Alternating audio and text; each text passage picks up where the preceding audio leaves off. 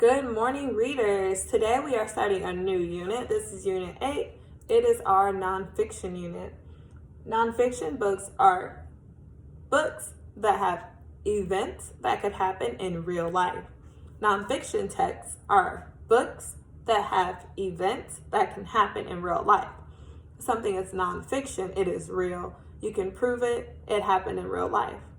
Speaking of prove it, nonfiction texts have facts, and facts are something that you can prove.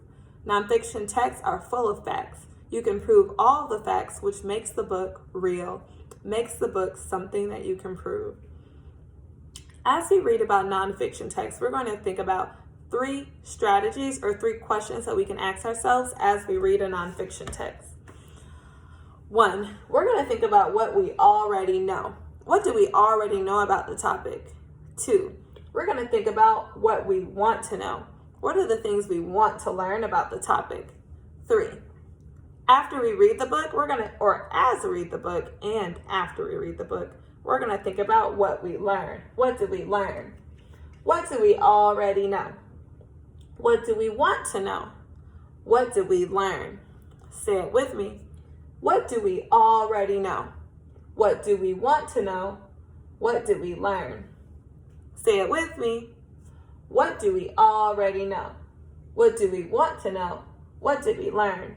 We can call this the KWL strategy. What we know, what we want to know, and what we learned. What we know, what we want to know, and what we learned. It's the KWL strategy. The book that we're reading today is called Our Earth by Annie Rockwell. As we read the story, we're going to think about all types of different facts that make it a nonfiction text.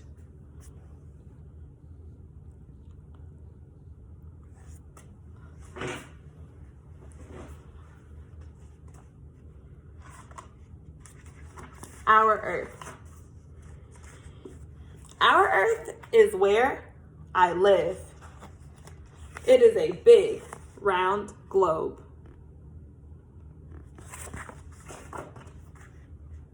Wow, I'm wondering already, what facts are we learning? It has a frozen North Pole at the top and an icy cold South Pole at the bottom. Our Earth was shaped by water, fire, and ice, and living things. It is always changing, but it's happening much too slowly for us to see.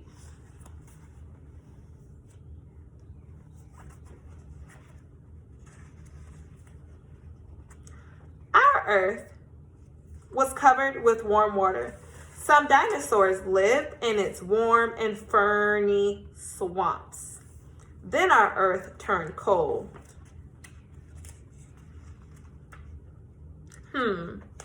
I'm thinking the Earth has continents, 7 continents, and we just learned that the 7 continents were formed by water, fire, ice, and animals. Now we're learning that dinosaurs used to live on the Earth. Let me think about what I already know about dinosaurs. I know that dinosaurs lived a long time ago, and they look sort of like the ones in this picture. Give me a me too if you've seen a dinosaur on TV before or in a book. I know that dinosaurs used to exist, but they don't live anymore. I wonder why. That's what I want to know.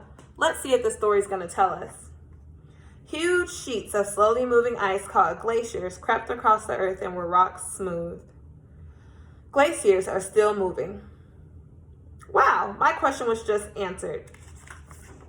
The Earth got so cold and there were chunks of ice called glaciers that took over the land. The dinosaurs couldn't be on Earth with all the cold ice that came over. In the picture, you can see the ice washing across all the green grass that the dinosaurs needed to eat and live with. The dinosaurs couldn't survive once all the water and ice washed them away and froze over the Earth. That's what I learned. The biggest pieces of land on Earth are called continents. Their shorelines meet the sea. These are continents. This is the continent that we live on. And we are right about here. Islands are smaller pieces of land that rise up out of the sea. Islands are so cool. One thing I'm wondering now is, how are islands formed? How is it that an island can be formed? It's just a piece of land in the middle of the ocean. That's what I want to know. Some islands are born when volcanoes erupt below the sea. Hot lava cools, and over time it turns to soil where green things can grow. Some islands are coral reefs that grow and grow until they poke above the water, and birds bring seeds to them. Wow, my questions just got answered. What is one way that islands are formed? That's right, by volcanoes boiling over or erupting. What's another way that islands are formed? That's right, by coral reefs coming up through the ocean and making land. That's what we learned. Water gushing up from the ground and rain and melted snow fill streams, ponds, and lakes.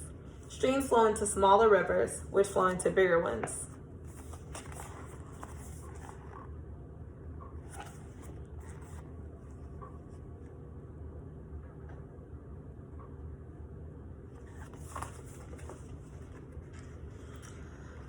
Nothing can stop water from finding its way. Some rivers dry up and stop flowing, but some empty into the salty sea. The land on our earth has rounded hills that enclose green valleys. There are many forests on our earth. Rainforests are full of flowers and birds, and monkeys jumping through green-leafed trees. Wow, I'm learning so many facts about our earth. I just learned about hills and valleys. I learned about forests and animals that live in forests. These are all facts. This is real information from the text. There are hot, sandy deserts where lizards live and prickly cacti grow. What fact did we just learn? What fact did we just learn? That's right, readers. We learned that lizards and cacti live on deserts, dry, hot deserts. There are dark, damp caves that go far down into the earth. What fact did we just learn?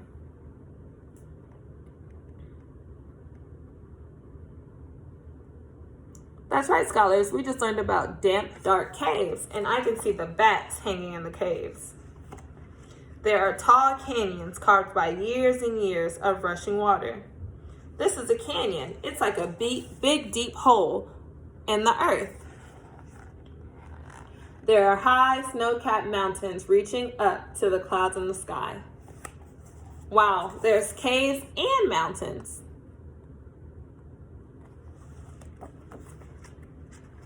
Our big round earth is very beautiful. It is my home and yours.